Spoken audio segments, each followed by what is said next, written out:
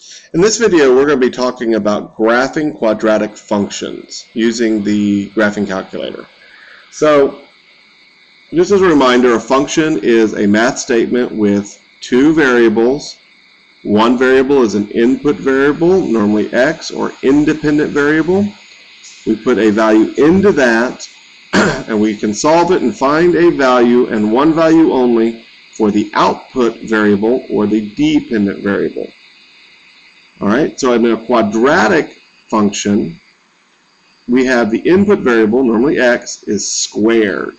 And they're going to form a shape called a parabola, which is kind of this U-shaped thing. Could be anywhere on the graph facing up or down. They're going to form those shapes. All right, so how do we graph this? So the beginning part of this is very, very simple. Just like we graph any other function, we just go into y equals in our calculator, and we plug this in. So we have x, so the squared button is here, minus 9, and we just graph it. So it formed our parabola here, and we could just kind of graph this the best we can, not worry about it too much. That'd be okay. But we want to be a little more careful than that. We want to draw this the best we can, okay? So we need a little bit more than that. We need 3 points, at least, to draw a decent parabola. One of the points that we need is this one right here. We need the vertex, which is going to be the minimum amount that y is if the parabola is facing upwards. If the parabola were facing downwards, then it would be the maximum amount that y is.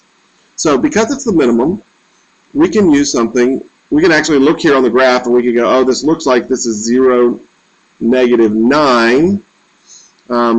And in this case, that is what it is, but sometimes it's hard to tell on the graph. So what we're going to do instead is we're going to go into the table.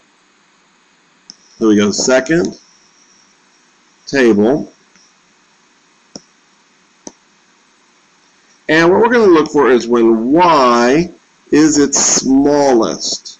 So it looks like it was going down, down, down, down, down, down, down, stopped, and then it started going up, up, up, up, up, up, up. All right, so that is our minimum. Now, in this example, it works out good. I'm going to just say something here, and I'll show you an example of it later. If these values on either side are not the same, then we may not have found our minimum. It may not be exactly right, and we'll have to do something else. But in this case, on either side, we have the -8 and the -5s, and the 0s. So we have the symmetric pairs on either side, and so that will be our vertex. So all we have to do is draw it. 0, -9, so we have 0, -1, 2, 3, 4, 5, 6, 7, 8. 1, 2, 3, 4, 5, 6, 7, 8, 9. And now that we have our vertex, all we need to do is to find a couple of points on either side, and we should be able to draw this pretty well. So now from our table, we can just pick a couple of points. So -1, -8. So -1, -8. And we can do 1, -8. So we can actually look at the table, or we can know that these are symmetric. So this point, there's going to be another point just like it on the other side of the vertex. So that went 1 over to this line, which would be the line of symmetry. So we do the same distance on the other side, and we'd have another point. Okay? Now, with these 3 points, I could go ahead and draw the parabola, but it's going to be kind of hard to see exactly how wide it is. So I want to pick at least one other point. So I'm going to pick 0. No, I'm going to pick 3, 0. So when x is 3, 1, 2, 3, y is 0.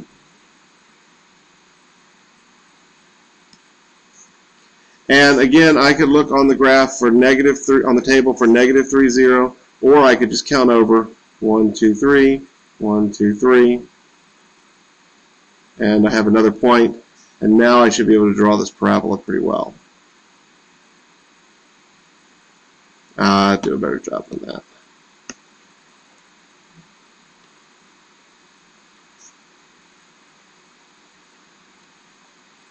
And that's our parabola for the graph for x squared minus 9.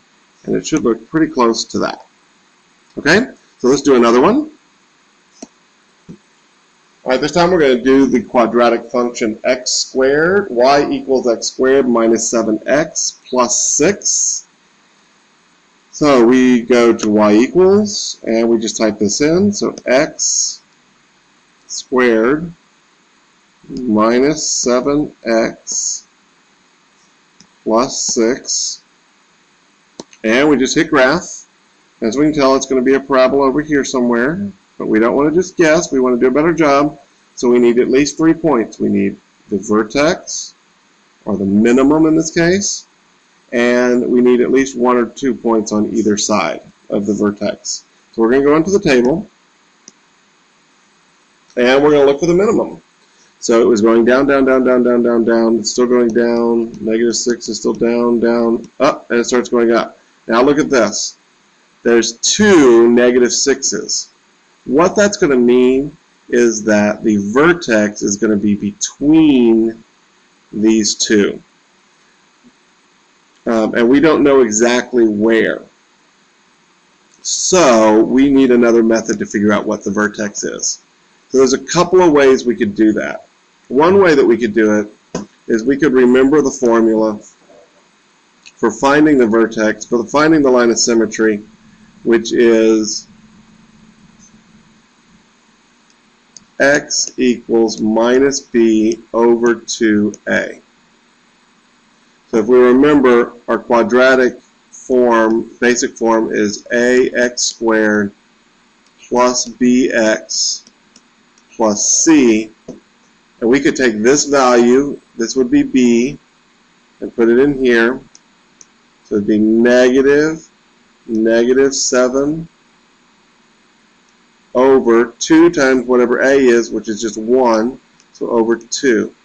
So this is -7, because it's minus b, so it's -7 over 2. And I could just put that in the calculator.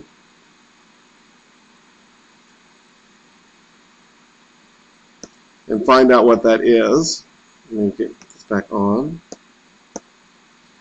And I could go -7 divided by 2. And I get my x value is 3.5. So x is 3.5. So if x is 3.5, how do I find y? If I go on my table, that was the whole problem, is I can't tell what the 0.5s, what the decimals are. So I can do it a couple of ways. I can go back to my graph, and I can use trace, and I can go find when x is 3.5. See, it's hard to tell on these decimals, so we can just type it in. 3.5, when x is 3.5, y is -6.25. So that's going to be my vertex. When x is 3.5, y is -6.25. So x is 3.5, 1, 2, 3.5, and then it's down 6.25. 1, 2, 3, 4, 5, 6, and a little bit more. We'll make that 1, 2, 3 red so we can see it a little bit better. And that would be our vertex. Now we can use our table to find our points on the other side. So I've got when x is 1, y is 0. When x is 6, y is 0. So now I should be able to draw my parabola. Now, if you don't remember that formula, or don't want to remember that formula, or don't want to do all that plug-in, there is another way on the calculator to do this.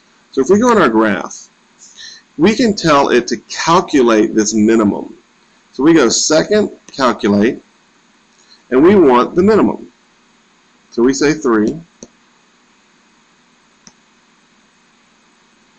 And it's going to ask us a couple of strange questions. It's going to ask us for a left bound and a right bound.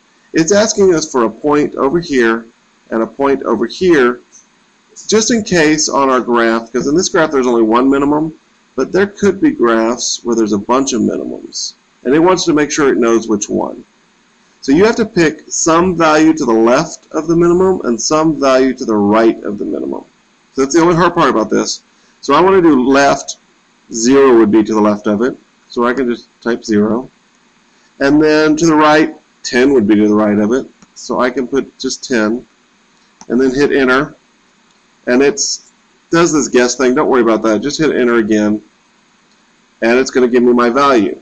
3.49999999. Don't worry about it. It gets off just a little bit. Just round it. 3.5 and negative 6.25. I don't know why these don't round correctly, but it's very typical in these calculators. So just kind of round it off. 3.5, negative 6.25. All right, so we'll do a couple more both ways.